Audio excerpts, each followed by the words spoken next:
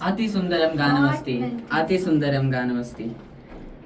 So now we have a friend from 6th standard to recite us another poem in Sanskrit literature.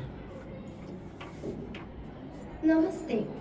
कविकुलगुरु कालिदासेन विरचितात् ऋतुसंहार नाम खण्डकाव्यात् वसन्तवर्णनं नाम काव्यभागम् अहम् अत्र आलपामि. प्रफुल्लचूदाङ्गुरतीक्ष्णसायको द्विरेफमाला विलसद्धनुर्गुण मनांसि वेत्तुं सुरदप्रसङ्गिणां वसन्तयोधा समुपागतप्रिये त्रुमस पुष्पा सलिलं सपद्मं स्त्रिय सकामा पवन सुगन्धी सुगा प्रदोषा दिवसाश्चरम्या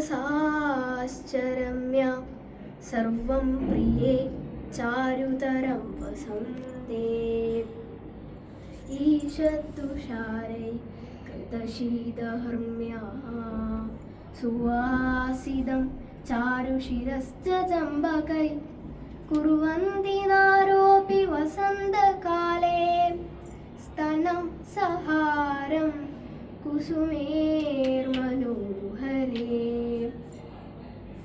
वापि जलानां मणिमेखलानां शशाङ्कवासां प्रमदजनानां चूदद्रुमाणां कुसुमान्वितानां ददाति सौभाग्यवयं वसन्ता.